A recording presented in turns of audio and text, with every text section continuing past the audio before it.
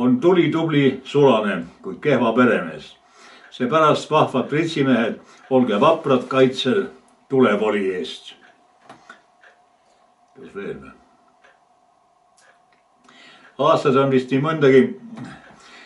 mõnegi lünga jättud mälusse, kuid see, mis meenub siiski, panen paberile valgutuletõrjest. Esimesest tuletõrje tehnikast, mida kuulsin oma isa Karl Messeki suust, oli käsiprits, mida kasutati tulekahju 1926. aastal jõulude ajal. Valgu osaühistus sai jahu ja villaveski kustutamisel. Kui palju suutsid 4–8 inimest nende kätejõud anda survet võib ette kujutada. Kuid ikkagi oli see midagi muud kui ämbritega vee loobimine.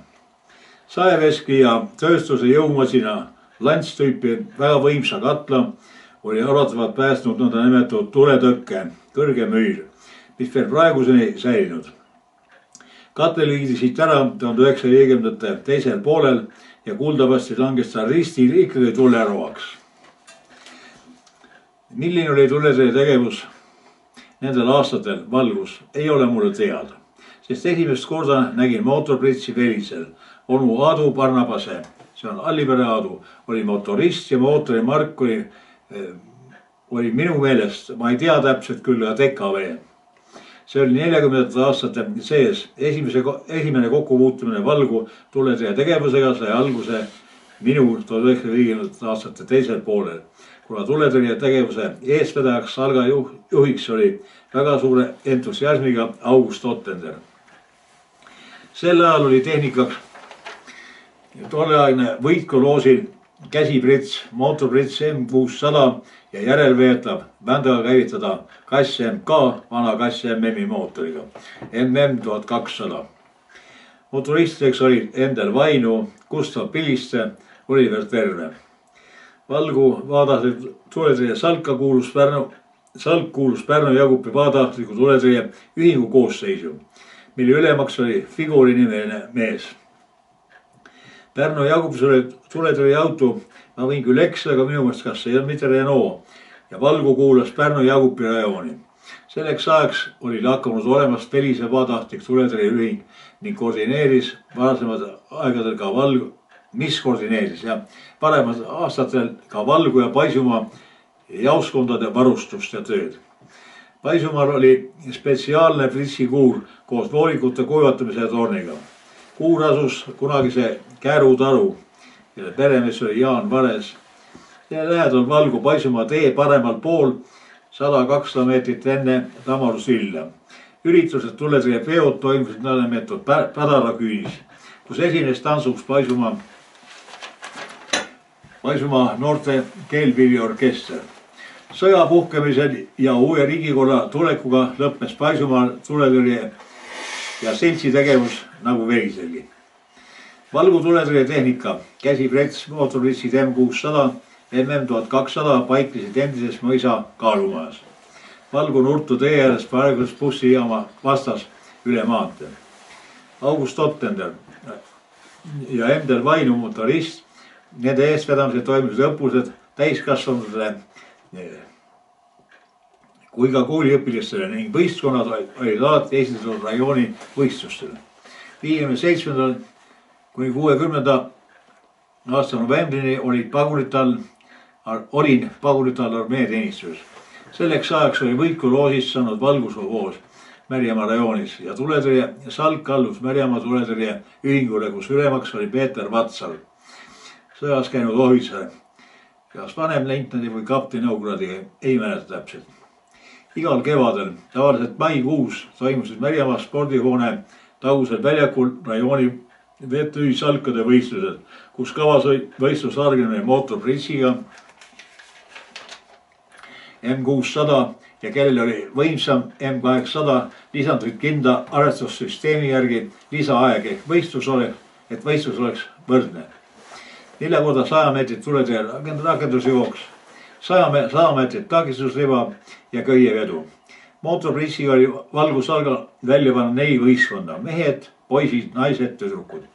Esindajad olid alati kõik võistlusalad, eriti hoogustusid piirkondlikud sõpruskohtumised tuletõrje spordis. kui Märjamaale tuli energiline tuletõrje spetsialist, entusiast Erich Lõhmus, kelle printsiibiks oli mitte täita kõrgemat poolt antud ettekirjutust formaalselt päevade täitmiseks ega korraldada kitsas ringis tuima treeningut, vaid kõik pidi toimuma ranges reaalsuses. See tähendab, et iga üksiku VTÜ Salga liige pidi saama ettevalmistuse tegutsema oskuslikult vastavalt vajadusele tulekahjul ja tema nägemusel peegeldusse ettevalmistuse tulemusvõistluse käigus tegutsedes, ise oma selge ja kõlava häälega kohtuniku äärmise täpsusega, objektiivsuse ja austusväärse erapooletusega võistkonda tulemuste hindamisel ja määramisel. Mitmeid korda olime Päärdu ja Salga juhtulis ja Heinu Mõis, hilisem Märjamaa komando ülem, organisaator ja organisaatoriks oli veel kuulus sangpolmi tõstja Aare Piperan. Külalised, kes osalesid ka Vigala, vahel ka Kaelasse ja Pärnu Jõupi Salgal. Valgupargis kohtusid Pärdu, Tasuja, kolhoosi Salga juht Ali Kingisse, Järvakandi tehased Aadu Saalisse kohaliku võistkonnaga. Sovoosis kujunes peaaegu et traditsiooniks, kui külvid olid maas ja heinatööks oli veel aega, peeti ühiseid pidusid erinevate osakondade korraldamisel, kuid ikka kaasati sinna osakondade vahelised meeskondlik jõuproov võistlevs arnemisel mootorpritsiga. Samuti muud jõu- ja ilumängud, käievedu, sangpomm, vägikaigas, mustlase maadlus, kotis jooks ja nii edasi. Nurme osakonnas juhataja Olev Oviir toimus üritus endise Rätsepa poe taga Jõe Aasul, kus toju tõstis Karl Oviiri pruugitud õlu, õllemeister Karla ja Jüri Maasingu akordonimäng. Nurtu naiste Helve Reimetsa eestvedamisel tehtud suupested ja üks päev M600 põrina saatel närjaks saanud riietega olid lõbusad, kuid asjalikud mööda saadetud. Teisel aastal sarnane koosviibimine Jämedal osakonna juhataja Leopold Karu, õllemeister Johannes Eerik, peopaigaks Jämeda silla lähedal Kaldatalu Aasopealne. Järgmine aasta Valgu pargis keskuse osakonna Alfred Jairi korraldada õllemeister oli Karl Messek, nii koostasid osakondades eestvedaja rohkem kui ühe võistkonna. Ainult motoristid olid ühed, kas Endel Vainu, Oliver Terve või Endel Messek. Nii mõnelgi võis tunduda, et tuletõrjetehnika kasutamise demonstratsioon on mänguna, kuid samas võis alati kindel olla juhul, kui omasoosi piirkonnas juhtus midagi, oli abistamata käte oskuslik toimimine teretulnud ja alati ka määrav.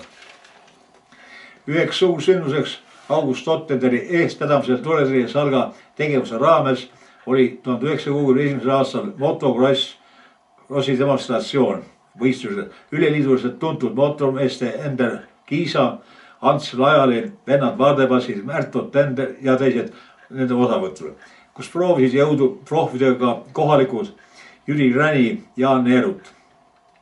Ei mäleta, et kunagi oleks Valgus olnud nii rahvusrohke. Hommikupoolsel ajal olid pargis tuletõrje võistlused ja lõunast käivitusid tolle aja ehtsad krossimasinad stardis. Peale võistlusi pakkus meelelahutust Valgu isetegevuslaste ettekanded, jalakeerutus tantsuplatsi ja meeldija Arvi Kasela loteriiratas, mida ta oma hea huumori, valju ja selghäälse reklaamiga keerutas. Alfred Jairi, Karl Messek ja Martin Viisud olid hoolitsenud selle eest, et peorahval suud tolmuma ei hakkaks ja tuju oleks tasemel õlleankru sisuga toel. Et küll sõjajärgsel aastal olid laastanud maaelu ja lõpetanud paljudegi kohtades tuletõrje aktiivse ja elujäämise tegevuse, Elisse ja Paisumaa, oli 60 aastateks palju muutunud põllumajanduse tootmistegevuse valdkonnas. Valgu sovhoos oli küllaltki suure pindalaga ja osakonda tootmishoonetega laiali piiratud. Samuti puudus lähiümbruskonnas Tasuja, Pärnu, Kiiv-Vigalas mobiilne tuletõrjetehnika. Siseministeeriumi peavalitsuse otsuse põhjal laiendada tuletõrjeautode võrku maal oli Valgu paik, kuhu suunati jaotuskava alusel üks autodest. arvan, et vast oli sellest toetav sõnaga öeldud tollele peavalitsuses töötaval Jaan Vaarmanile ja Meremaa vabatahtliku ühiku pealiku Peeter Vatsali. Mälus on lünk, kas 61-62 sai valguse voos tuletõrje paakauto BMG 19 kahe silla veoga, 950 liitrise veepaagiga, varustatud pumbaga PN20, tootlikkus 1200 liitrit minutis, vooliku varu 9A tüviliini ja 6B haruliini. Valgu eetesalga juures oli nüüdsest B-komando esmase väljaõppe pumba kasutamises, tehnilises hooles ja üldse spetsiifiliseks ekspluatatsiooniks tuletõrje masinale andis Märjamaa A-komando vanem autojuht Heino Võsutam. Komando liikmete koosseisu komplekteerimiseks ei olnud Valgu keskuses mingeid raskusi, sest juba mootorprintsiga väljaõppe saanud olid valmis tegutsema autokomando koosseisus. Oliver Terve, Väino Maiste, Vello Vainu, Endel Vainu, Aabel Lihtsa, Endel Messek, Väino Loik, Evald Lautri, Kalju Toome, Eldur Puntsu, Enn Aarov, Rein Nurmsalu. Need on vähesed nimed, kes olid autopritsi koosseisus väljaõppe saanud. Tuletõrje auto garaaž asus Valgu töökodade territooriumil ja kui väljakutse tulekahjule tuli Sovoosi kontori, mis edestati kindlasti töökoja telefonile. Oli kindlasti seal autojuht, kes oskas käsitleda tuletõrje masinat ja autosireen koondas tegutsemise võimelise meeskonna väljasõidul. Väljasõidu kutsang oli kindlalt ainult Märjamaa 01 kaudu meile edastatud kindlaks määratud tuletõrje numbritel ehk erandkorras otse meie valvenumbritele, mis alati vastasid. Kutsung oli konkreetne, arusaadavalt mõistetav asukoha, paikkonna ja objekti suhtes, mitte nii nagu praegu tsentraliseeritud ja koondamiste ja tuules oli kutsungi saanud üksus spetsialiteenistuse telefoni otsas päris tükk aega teeolusid täpsustab marsruuti, tulekahju suurust ja kurat teab veel, mis ning operatiivmeeskond võis sõita veel valele kohale, kus abi pole sel hetkel seal vajagi. Sellised olukorrad praegu pole haruldased, kuid minuaegses tuletõrje korraldussüsteemis ei olnud mõeldavad sellised möödalaskmised, mis kaasaja korralduste süsteemis jätavad palju soovida. Etteheiteid tegemata nendele meestele, kes seda tänuväärset ja ennast ohveldavat tööd südamega teevad. Tuletõrje auto ja tehnika garaaž oli tuletõrje töökoja territooriumil. M600 paigatati autole ja MM1200 samas garaažis, tagavara voolikuid samas ruumis. Ruum oli lukustatud. Õppe ja tehnika hooldamise vajadusel olid garaaži võtmed avamiseks ruumi Oliver Terve ja Endel Messeki käes. Inventari ja tehnika profülaktilise hooldamine toimus ühiskondlikus korras, aktiivsete komando liikmete kaasabil. Operatiivväljasõidu vajaduseks oli garaaži uksel kastike, pitseriga ja lukuga, klaasist uksekese, kus rippus garaaži võti. Saanud kutsungi tulekahjule oli õigus võtme ukse klaasi purustada esmalt kohale jõudnud autojuhil või töökoja valluritel. Jüri Valler, Karl Messek, Madis Terve, Artur Puntsu. Operatiivteade saabus valvuritele. Nad avasid garaaži uksed ja käivitasid auto sireeni ning mootori. Sireen ei jätnud tollal Valgu keskuses majades elavatest meestest kedagi ükskõikseks, vaid tegutsemise oskusega kaasatulijate arv oli komandöörima Endel Messeki otsustada. Tihti sõideti veel koos tuletõrje masinaga oma transpordiga kaasa, oma komandomeestele appi, kui õnnetusjuhtum oli lähedal.